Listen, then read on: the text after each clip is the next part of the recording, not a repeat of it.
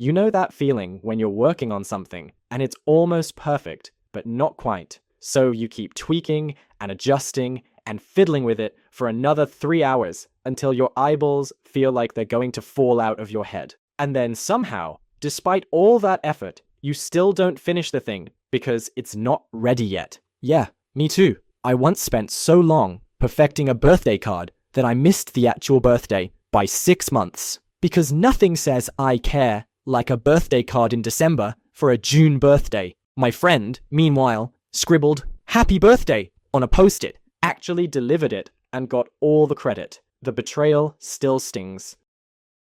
This 70% rule I'm about to share rescued my income, my eyesight, and my sanity. Yours next. In the next few minutes, you'll discover exactly when to quit polishing and click publish so you can actually finish things that matter. Before we dive into the rule itself, let me introduce you to a character who's probably running your life right now, the Perfectionist Peacock. This flashy bird represents our tendency to show off elaborate, beautiful plans while never actually completing anything substantial. The peacock struts around with gorgeous, intricate feathers, preening and showing off, while deadlines fly past unnoticed. I'm visualizing my peacock right now, wearing tiny glasses and muttering, "Just one more tweak," while important emails pile up. The peacock isn't actually about being perfect. It's about avoiding shame. According to Dr. Thomas Curran's research at the London School of Economics, perfectionism is usually a defense mechanism against judgment. When we obsess over getting something 100% perfect, what we're really saying is, if this has even one tiny flaw, people will reject me, and I'll die alone in a cardboard box under a bridge somewhere. Standing behind the peacock is what I call the shame shadow, the dark silhouette that represents our fear of judgment. This shadow grows larger the longer we delay completion, ironically making the fear of shipping even worse.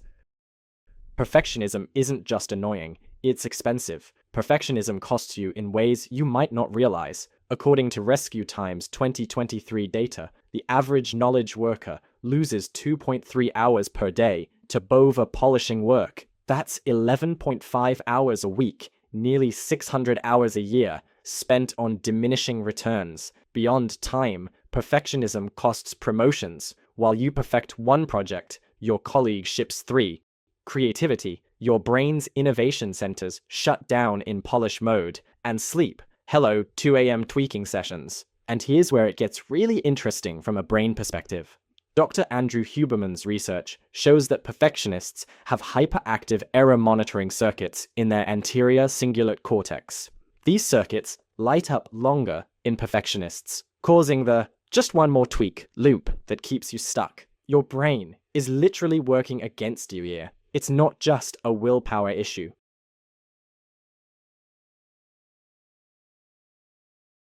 Anthropologist Robin Dunbar explains why perfectionism feels so life or death. Our brains evolved in tribes of about 150 people, where social rejection could mean literal death. Your reputation was your survival insurance. Imagine a prehistoric human trying to craft the perfect spear while a saber-toothed tiger approached. "Hold on, Mr. Tiger. This spear is only 70% perfect. Give me another hour to polish the handle." Yeah, that guy didn't become anybody's ancestor.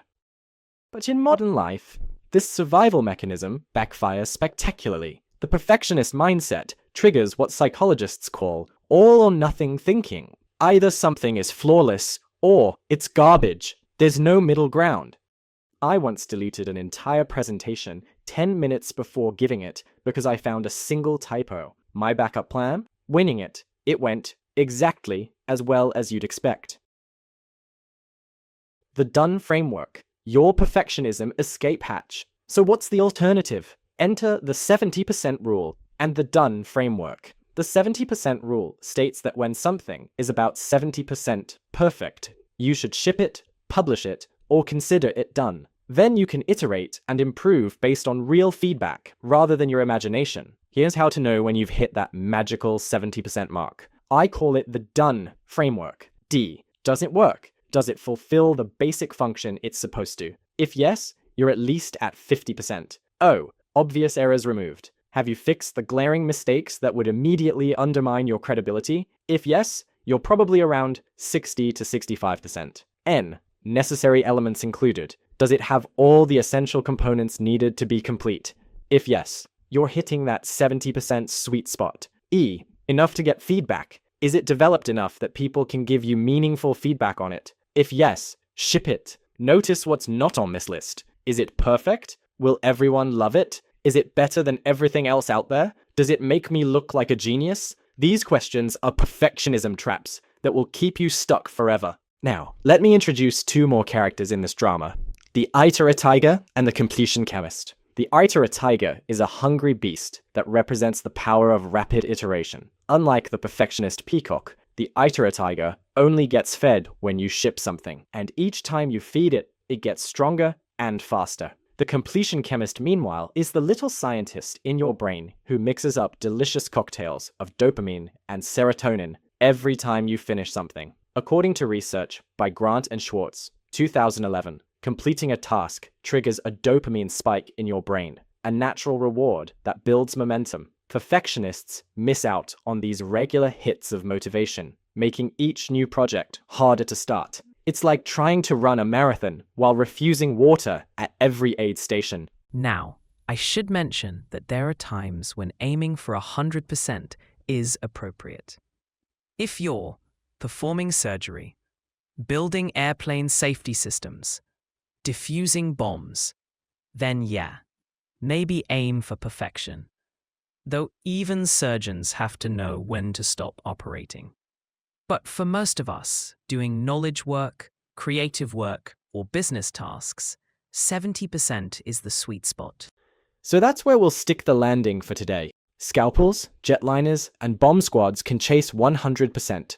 The rest of us mere laptop gremlins can stop at 70% and go get a snack. In part 2, we'll unleash the feedback's falcon, who, soaring above us all, is able to see farther than you, enabling you accurately to navigate to where your goals and ideal customers are, instead of wasting your time perfecting something that nobody actually wants. We'll also expose the task zombies, those undead, uncompleted tasks which have hung around your inbox for so long that they are overloading your neural pathways and impacting your ability to focus on what you really need to do. And we'll also show you 3 dead simple moves to make the 70% rule a daily habit, plus a recovery plan for anyone whose inner peacock is currently hyperventilating. Hit subscribe, ring the bell, and in the comments, confess one project you're willing to ship at 70% this week. And remember, that perfectionist peacock might look pretty, but it's the Itera-Tiger that actually gets things done.